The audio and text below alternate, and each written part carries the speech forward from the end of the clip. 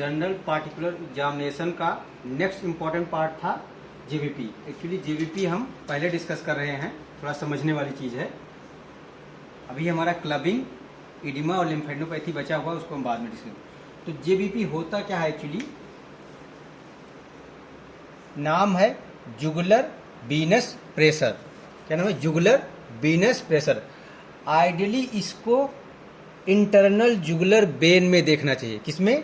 Internal jugular vein में देखना चाहिए, लेकिन यूजुअली इसको एक्सटर्नल जुगुलर वेन में देखा जाता है, क्योंकि ये इजीली विजिबल है, ये सुपरफिशियल होता है। इंटरनल जुगुलर वेन जो होता है वो डीप होता है, तो उसके विजिबिलिटी कम होता है, इसलिए आइडियली देखना चाहिए इंटरनल जुगुलर वेन। यूजुअली हम देखते हैं, अगर किसी का एडल्ट में आप देख सकते हैं इंटरनल जुगुलर, लेकिन चाइल्ड में यूजुअली हम इसको प्रेफर करते हैं, क्योंकि चाइल्ड का नेक छोटा होता है। ठीक है, जैसे कुछ लोग का हेड के बाद सीधा ट्रंक स्टार्ट हो जाता है, नेक गायब हो जाता है। जैसे कनिका को ले लो, मान लो, अब आज एग्जाम्पल सारी यही रहेंगे क्योंकि ये गायब हुई थी। ठीक है, उसको दिखाना नहीं है, सर दिखा दिया मैंने। आइडियली इसको इंटरनल जुगुलर वेन में और यूजुअली एक्सटर्नल जुगुलर वेन। ठीक है, तो ये इतना। अब वेव क्या होते हैं, जेबीपी के वेव क्या होते हैं समझिए, और कौन सा वेव क्या डिनोट करता है। तो इसमें दो तरह के वेव होते हैं। ठीक है, पॉजिटिव और निगेटिव। पॉजिटिव जो ऊपर जाएंगे बेस लाइन से वो पॉजिटिव, जो नीचे जाएंगे निगेटिव। निगेटिव वाली को वेव ना बोल के डिसेंट बोलते हैं, एक्स डिसेंट, वाई डिसेंट, और जो ऊपर जाते हैं उसको वेव। तो होता क्या है, जैसे आपका ये है, ठीक है, समझिए इस चीज़ को। तो जो हमारा ए है पॉजिटिव है, सी है पॉजिटिव है, बी है पॉजिटिव, तो ये वेव है पॉजिटिव हुआ। और तुम्हारा ये देखिए नीचे आया, ये आपका एक्स और ये वाई, तो एक्स और वाई डिसेंट है, एक्स और वाई निगेटिव वेव है। ये बार बार नीट पीजी में पूछा था कौन कौन से निगेटिव होते हैं, कौन कौन से पॉजिटिव होते हैं, कौन क्या डिनोट करता है। तो सुनो, ए से क्या, एट्रियल कॉन्ट्रैक्शन को बताता है, मतलब ये एट्रियल कॉन्ट्रैक्शन के कारण आता है। तो ए याद कर लीजिए, ए। दूसरा, अब देखो नीचे आ रहा है, इसमें देखो रिलैक्सेशन में रिलैक्स एक्स आ रहा है, तो एक्स जो है दूसरा क्या है, नीचे भी आ रहा है, ये एट्रियल रिलैक्सेशन को बताता है।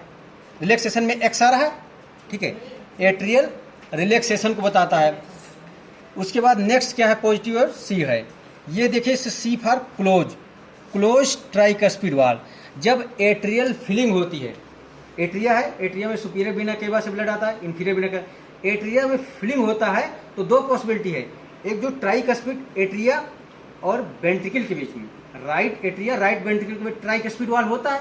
दो पॉसिबिलिटी है, एक ऊपर से ब्लड आ रहा है और ट्राइकस्पिड वाल बंद है, एक है कि ट्राइकस्पिड वाल ओपन है। तो अगर ऊपर से ब्लड आ रहा है, ट्राइकस्पिड वाल ओपन है, तो ब्लड धन से नीचे चला जाएगा, तो क्या वेव पॉजिटिव होगी निगेटिव?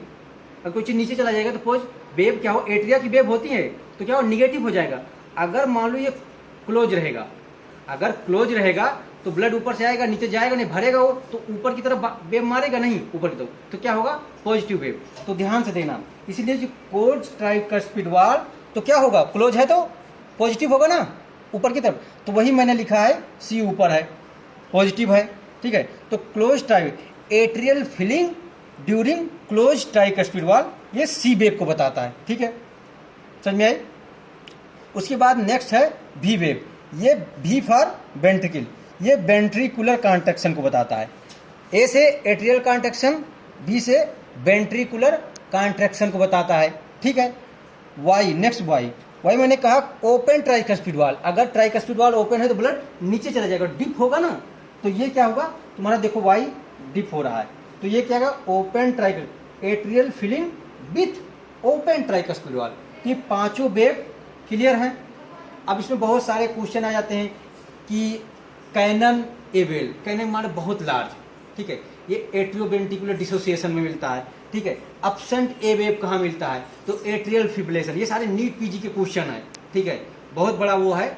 एक्चुअली जेबीपी में आधा घंटा पढ़ाता हूँ, लेकिन आज नहीं पढ़ाऊंगा। ठीक है, इतना ज़्यादा डिटेल में वो छोड़ रहा हूँ कि एक एक वेव का सबसे ज़्यादा जो क्वेश्चन पूछता है ए वेव पे, तो अब्सेंट कहाँ होगा, ए वेव अब्सेंट सबसे ज़्यादा यही पूछा गया है, एट्रियल फिब्रिलेशन। दूसरा एबेब कैनन, कैनन एबेब कहाँ मिलता है, तो एबी डिसोसिएशन, ठीक है। एक होता है लार्ज एबेब, कहाँ मिलता है, लार्ज एबेब, तो क्या हुआ, हार्ट ब्लॉक, या उसी को एवी ब्लॉक कहें, एट्रियोवेंट्रिकुलर ब्लॉक, तो हार्ट ब्लॉक। तो हम यहाँ पे यही 3 बताए क्योंकि ये मोस्ट इंपॉर्टेंट वाले हैं, और भी बहुत सारे क्वेश्चन है। अगर हम कभी CBS में जेबीपी फिर से बताएंगे तो वहाँ पे बताएंगे। तो आपको इतना समझ में आया। अब नेक्स्ट इंपॉर्टेंट इसके एग्जाम्पल क्या है, कौन कौन ऐसे कंडीशन हैं जहाँ पे जेबीपी रेज्ड होगा, ठीक है। तो एक कंडीशन है superior vena cava obstruction, SBC obstruction, SBC obstruction होगा तो जेबीपी रेज होगा। दूसरा एक कंडीशन है कार्डियक टेम्पोनेट, कार्डियक टेम्पोनेट में क्या होगा, जेबीपी रेज मिलेगा। राइट वेंट्रिकुलर फेल्योर, ठीक है, कंस्ट्रक्टिव पेरिकार्ड। बेसिक आपको याद है, कोई भी ऐसा कंडीशन जो राइट वेंट्रिकुलर फेल्योर कराएगा, CHF करवाएगा, कंजेस्टिव हार्ट फेल्योर करेगा, वहाँ पे आपको एलिवेटेड जेबीपी मिलेगा। तो बेसिकली आपको ये याद रखना है, इसके अनुसार आपको बना लेना। कार्डियक टेम्पोनेट में भी हार्ट फेल मिलता है, बिना के में अल्टीमेटली हार्ट फेल्योर मिलेगा कंस्ट्रक्टिव, और ऐसे बहुत सारे कंडीशन बन जाएंगे, ठीक है। तो बेसिकली आपको ये याद रखना है, हार्ट फेल होगा, हार्ट फेल हो तो बैक प्रेशर के कारण जेबीपी बढ़ेगा। हार्ट फेल में ओबियसली या basically right sided heart fail, right heart failure में।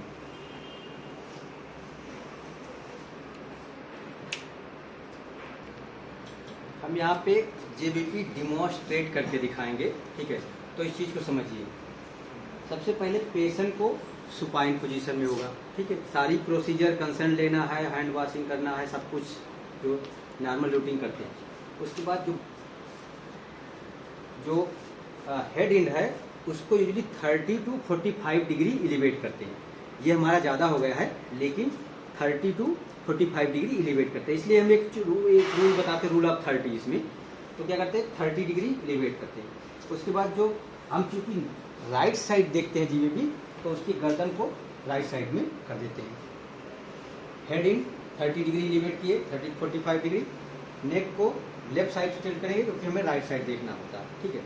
अब यहाँ पे हम देखते क्या हैं, हमने बताया कि आइडली देखना चाहिए इंटरनल जुगुलर वेन, लेकिन हम यूजुअली जो विजिबल होता है देखते हैं क्या, एक्सटर्नल जुगुलर वेन। तो क्या होता है, जो हाईएस्ट पॉइंट ऑफ पल्सेशन होता है, ठीक है।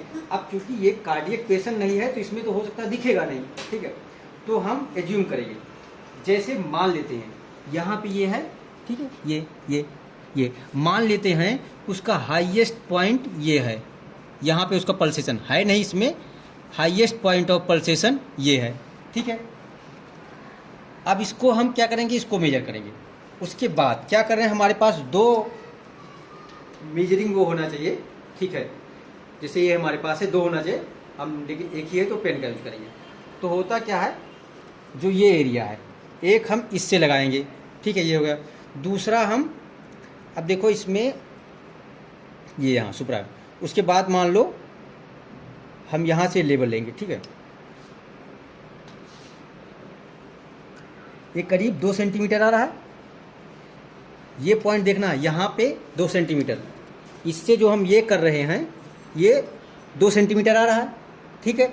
अब देखिए जो यहाँ से राइट एट्रिया का डिस्टेंस होगा ये नीचे हार्ट से, वो लगभग 4 to 5 सेंटीमीटर होता है। कितना होता है, 4 to 5 सेंटीमीटर होता है। तो जेबीपी हम में वो ऐड करते हैं। मान लो 2 सेंटीमीटर ये हुआ, जैसे 2 सेंटीमीटर इसका हमने मेजर किया, 2 सेंटीमीटर प्लस हम 4 to 5 मान लीजिए हम 5 सेंटीमीटर, यूजुअली 4 लेते हैं, 4 to 5, तो आप 4.5 ले सकते हो, लेकिन हम यहाँ पे 4 सेंटीमीटर ले रहे हैं। तो कितना हो जाएगा, जेबीपी इसका क्या हुआ, 6 सेंटीमीटर। लेकिन होता क्या है, 8 or more than 8 centimetre, 8 or more than 8 centimetre positive माना जाता है, ठीक है। तो इस बच्चे का मैंने तो 2 मान लिया, उसका वो भी नहीं है, ठीक है। तो अगर किसी का JVP 8 or more than 8 centimetre मतलब 4-7 ये है, अगर जो हम मेजर कर रहे हैं वो 3 साढ़े 3 हो गया, 3 साढ़े 3 5 मान लो, उसको मान ली, तो ये बढ़ा हुआ मिलेगा, ठीक है, समझो। तो 5 क्यों 5 सेंटीमीटर लेते ये समझो, क्योंकि जो हार्ट का डिस्टेंस राइट एरिया से वो जहाँ पे हम मेजर कर रहे हैं यहाँ से उसका डिस्टेंस अंदर से वो 5 सेंटीमीटर है, तो वो लेंगे प्लस ये हो जाएगा, तो तुम्हारा ये इतना है जेबीपी, ठीक है। कुछ कार्डियक पेशेंट में सीएचएफ में होते हैं लेकिन हिडन जेबीपी होता है, जेबीपी हिडन होता है। उसके लिए हम एक रिफ्लेक्स करते हैं, उसे बोलते हैं हिपैटो जुगुलर रिफ्लेक्स। हिपैटो कुछ ना कुछ हिपैटिक से रिलेटेड होगा, जुगुलर मतलब जुगुलर वेन से देखते हैं। तो उसमें क्या होगा, सेम चीज रूल ऑफ 30 बोलते हैं उसको, रूल ऑफ 30 या रूल ऑफ 4।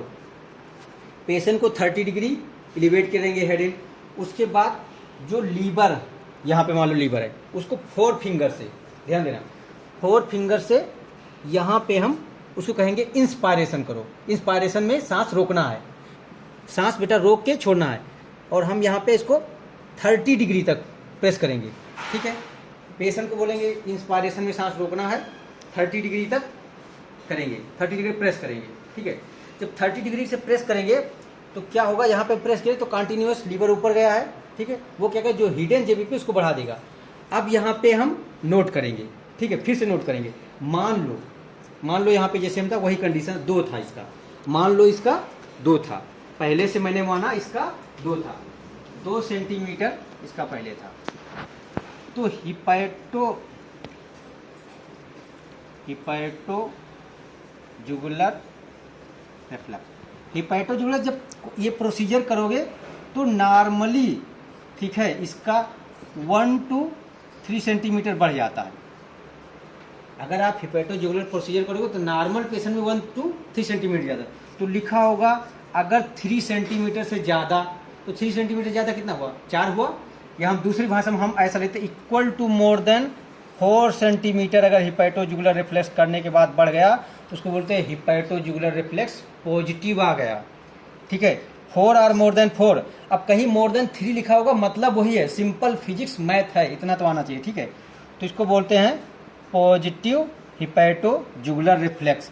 कैसे करते हैं, क्या होता है, रूल ऑफ 30 मैंने क्यों कहा, 30 डिग्री एलिवेशन है, 30 सेकंड से किए, कहीं कहीं इसको 10 से 15 सेकंड भी लिखा मिलेगा, और ठीक है। रूल ऑफ 4 हम क्यों कहते हैं, क्योंकि 4 फिंगर से मैंने प्रेस किया, और कितना, 4 सेंटीमीटर। तो ये बुक में नहीं होता, ये हमारे अपने बनाए गए रूल हैं।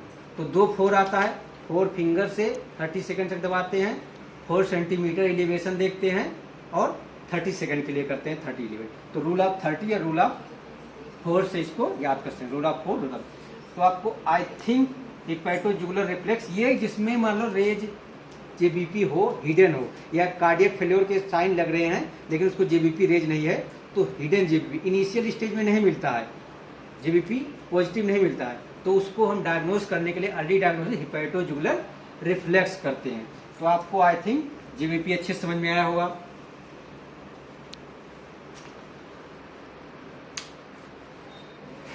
नेक्स्ट इंपॉर्टेंट पार्ट है क्लबिंग, ठीक है। तो क्लबिंग होता क्या समझिए, एक एक वर्ड इंपॉर्टेंट है clubbing, selective bulbous enlargement of, selective क्योंकि आपका देखिएगा क्लबिंग कहाँ देखते हैं, इंडेक्स फिंगर में।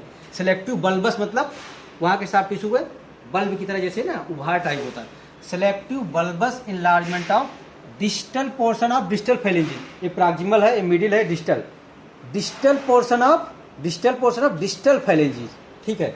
एक ही चीज समझिए, due to excess growth of सब अंगुअल टिश्यू, ये नेल को अंगुअल बोलते हैं, तो सब माने इसके नीचे, तो एक्सेस ग्रोथ ऑफ सब अंगुअल टिश्यू, जो सब अंगुअल टिश्यू है उसका एक्सेस ग्रोथ हो जाने के कारण। तो डिफिनीशन में सारे वर्ड आपके इंपॉर्टेंट है, selective bulbous enlargement, distal portion of distal phalange due to excess growth of सब अंगुअल टिश्यू, ठीक है। अब दूसरा पॉइंट है, एक क्वेश्चन बार बार पूछा था कि फर्स्ट कहाँ देखा जाता है, सबसे पहले इंडेक्स फिंगर, आप इंडेक्स फिंगर में बार बार देखते भी हो, ठीक है। दूसरा होता है एवरेज टाइम, क्या होता है एवरेज टाइम, मतलब किसी को क्लबिंग डेवलप होने के लिए कम से कम जो इंसिडेंस है, ठीक है, जो इंसल्ट है, कम से कम 2 से 3 वीक का होना चाहिए। एवरेज टाइम कितना है, 2 से 3 वीक। अब एक क्वेश्चन पूछा था कौन सी ऐसी डिजीज है जिसमें सबसे अर्ली क्लबिंग दिखाई देता है, ठीक है, प्रेजेंट होता है, बहुत इंपॉर्टेंट क्वेश्चन। तो उसका एग्जाम्पल है लंग अपसेस, ठीक है। तो उसका एक चार्ट बना है, उसमें याद रखना कौन वीक। लंग अपसेस में 2 ही वीक में डेवलप हो जाता है, ठीक है। इन्फेक्टिव इंडोकार्डाइटिस, इन्फेक्टिव इंडोकार्डाइटिस में 3 वीक पे डेवलप हो जाता है, और कॉन्जेनाइटल साइनोटिक हार्ट डिजीज में 6 मंथ लग जाते हैं डेवलप होने में, ठीक है। ब्रांकिएक्टाइसिस में 1 ईयर। अभी तक ये पहले दोनों क्वेश्चन पूछे जा चुके हैं। एक तो अर्लीस्ट सबसे पहले कौन से डिजीज में डेवलप होता है, लंग ऑब्स्ट्रक्शन, 3 वीक में कहाँ डेवलप होता है, ये तुम्हारे नीट पीजी के क्वेश्चन है और वैसे पूछे। तो ये पार्ट क्लियर हुआ। उसके बाद एक यहाँ पे समझने वाली चीज़ है लोबी बॉन्ड एंगल, ठीक है। लोबी बॉन्ड क्या है, उसे नेल बेस एंगल भी होते हैं। जैसे ये नेल बेड है, नेल बेड, और उसके पास की जो सराउंडिंग स्किन है, ये नेल बेड है, उसके पास की सराउंडिंग स्किन, ये मान लो, ठीक है, नेल बेड है, ये इसके पास की सराउंडिंग स्किन, ठीक है, ये स्किन है सराउंडिंग, ये आपका नेल बेड है, इसके बीच का एंगल है। तो देखो ध्यान से देखो, ये यहाँ पे फ्लैट है, इसके बाद ये थोड़ा सा उठा हुआ है, तो एकदम ये आया, उसके बाद थोड़ा सा वही मैंने बनाया है। तो नॉर्मली ये 160 डिग्री से कम होता है, वैसे भी दिख रहा है। अगर देखो ध्यान से देखो, अगर इसके जो नीचे का टिश्यू का ग्रोथ हो जाएगा तो ये लेवल बराबर हो जाएगा, अब लेवल बराबर हो जाए तो एक स्ट्रेट लाइन बनेगी, स्ट्रेट लाइन बनेगी, तो वही स्ट्रेट लाइन बना दिए हैं 180 डिग्री। तो क्लबिंग में क्या होता है, ये स्ट्रेट हो जाता है यहाँ साफ टिश्यू में 180 डिग्री। नॉर्मली क्या 160 डिग्री से कम होता है। तो एक पूछा जाता है नॉर्मली लोबी बॉन्ड एंगल कितना होता है, 160 डिग्री से कम। क्लबिंग में कितना होता है, 180 डिग्री या उससे ज़्यादा हो जाता है। काजेज ऑफ कारण कहाँ कहाँ मिलता है क्लबिंग, तो इंपॉर्टेंट क्लबिंग निमोनिक से याद कर सकते हैं आसानी से।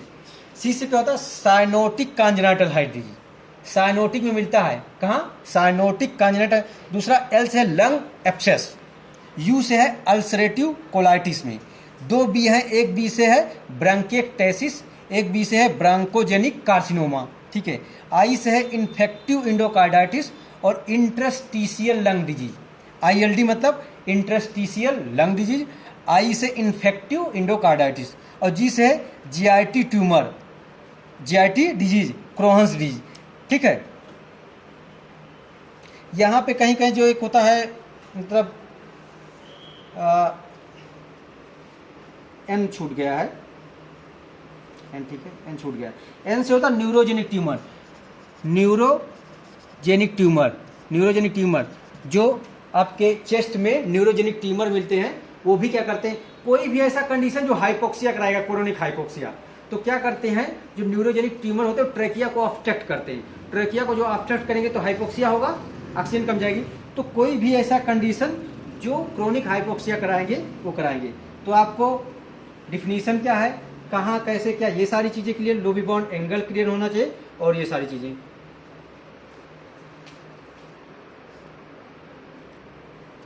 तो क्लबिंग का जो दूसरा इंपॉर्टेंट है, बहुत बार पूछा था, स्टेजिंग ऑफ क्लबिंग का स्टेजेज पूछे जाते हैं, ठीक है। तो स्टेजेज ऑफ क्लबिंग बहुत इंपॉर्टेंट है। तो स्टेज को याद कर, SOPH, सॉफ याद कर सकते हो, SOPH निमोनिक। तो S से होता है softening of nail bed, softening of nail bed, जो नेल बेड होता है उसका सॉफ्टनिंग हो जाता है, ठीक है। दूसरा होता है ऑब्लिट्रेशन ऑफ लोबी बॉन्ड एंगल, या इसी को बोलते हैं कभी कभी फ्लक्चुएशन साइन, क्या बोलते हैं, फ्लक्चुएशन साइन, ठीक है। तीसरे में होता है पैरट बीक अपीयरेंस, जैसे पैरट का बीक होता है ना, या ड्रम स्टिक अपीयरेंस हो जाता है, ठीक है। चौथे स्टेज में क्या होता है, hypertrophic pulmonary osteopathy, hypertrophic pulmonary osteoarthropathy, ठीक है। अब क्या होता है, ये 4 स्टेज याद रखना, ठीक है। दूसरा क्या था, पैथोजेनेसिस क्या होता है, क्यों डेवलप, इसके लिए बहुत सारी थ्योरी दी है, अलग अलग थ्योरी अलग अलग चीज़ एक्सप्लेन करती है। जो सबसे कॉमन थ्योरी है, होता क्या, मैंने कहा कोई भी क्रोनिक हाइपोक्सिया हुआ, क्रोनिक हाइपोक्सिया जैसे वहाँ मिनिमम 2 वीक सबसे अर्लियर रखना।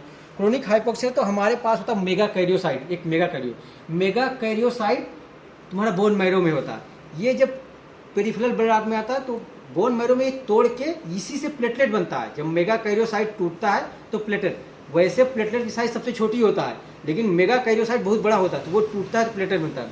इसमें क्या होता है, जब क्रोनिक हाइपोक्सिया होगा तो ये मेगा कैरियोसाइट का ब्रेकडाउन नहीं होता, ये पेरिफेरल टिश्यू में आ जाता है।